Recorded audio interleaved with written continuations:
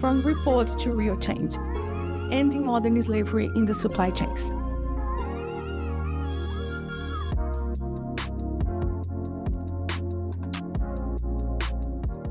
There is a big chance that the shirt that you're wearing today was made by a slave.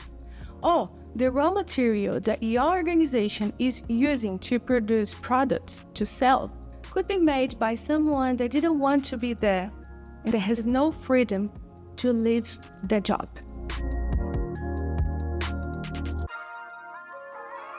The International Labour Organization says that 50 million people are trapped in modern slavery. And that is not a statistic. It's an entire country. Let's say Australia, for example. It's more than the population of the whole country. My research is focused on forced labor, which is the people inside of the supply chains. And 75% of these people, the 25 million people, are women and children. And there is a very uncomfortable truth. Many products that we buy or we sell in our organizations submit their modern slavery statement year after year after year. But without a way to measure the quality of these reports, some of them are just becoming a chicken and box exercise.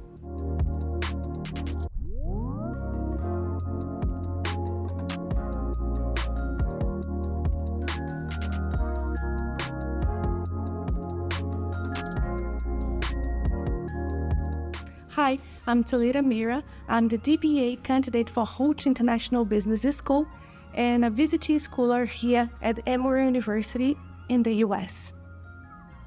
For years, I've studied the statements submitted under the Modern Slavery Act in Australia. I've read hundreds of statements from large organizations in Australia, not just to see what they say, but also to see the change they are making. But in my literature review, I discovered something very shocking. There is no validated tool to access the quality of the statements.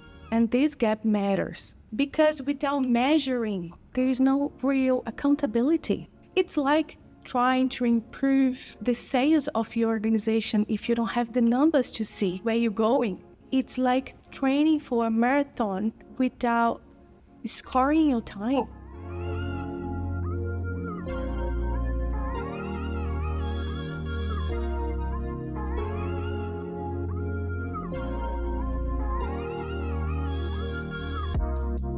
The Australian Modern Slavery Act was put in place in 2018, requiring large organizations in Australia to submit annual statements to talk about the risks in their supply chain and what they are doing to address these risks. The idea was simple: transparency, leading, accountability. But there was a gap. There are no penalties for weak or vague statements.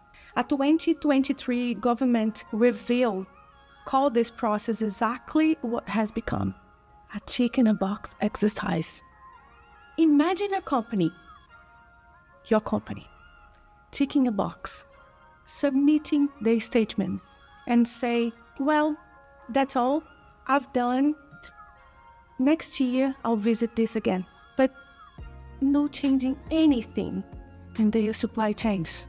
Unfortunately, I've experienced this in firsthand. Years ago, I was helping a client to draft their modern slavery statement to submit under this law.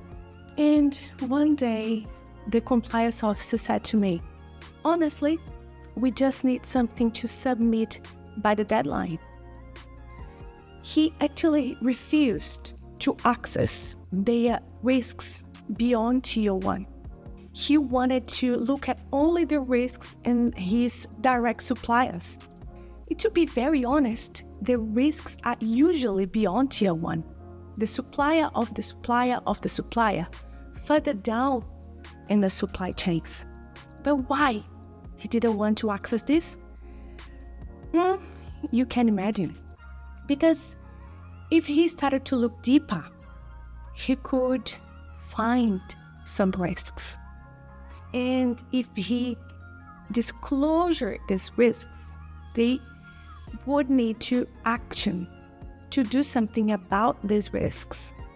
And this could risk the reputation of his company. For them, it was safer just to stay ignorant. Safer for the company reputation, but not for the people trapped in the forced labor.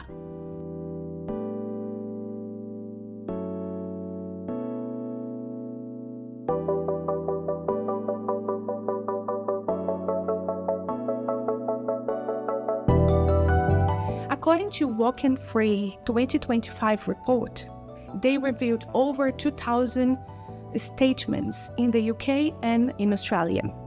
And only 14% of those statements admitted to have some risks in their supply chains. Really? How about the other 86% of the companies? They didn't have any risks in their supply chain? Or they didn't want to disclose their risks, like my client. The same review found that only 20% of the UK statements and 36% of the Australian statements met the minimum legal requirement of the Act. And there is the key problem. Until now, there was no validated way to measure the quality of these statements.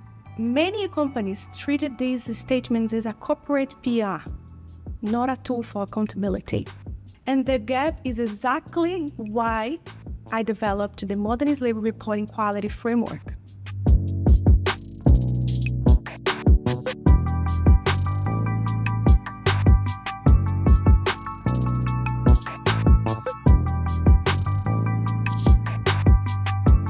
It's a practical evidence-based tool created by analyzing 79 statements published under the Modern Slavery Act in Australia.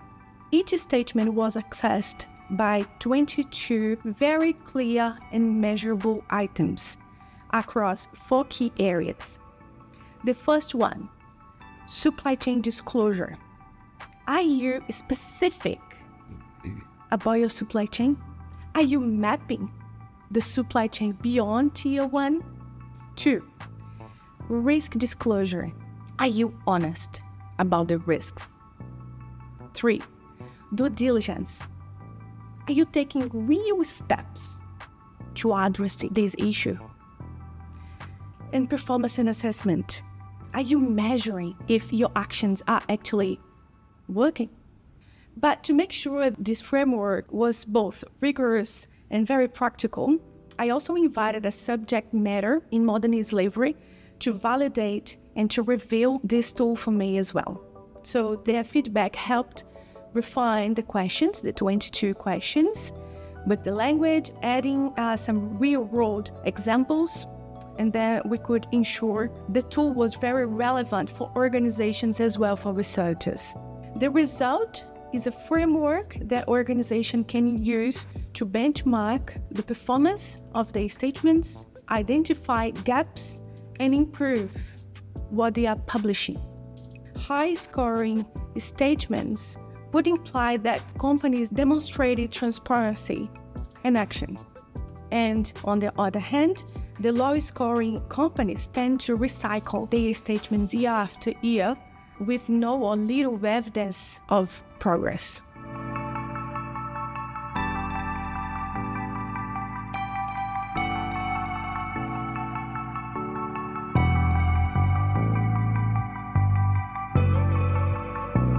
And why this matter for organizations? This matter for 3 reasons.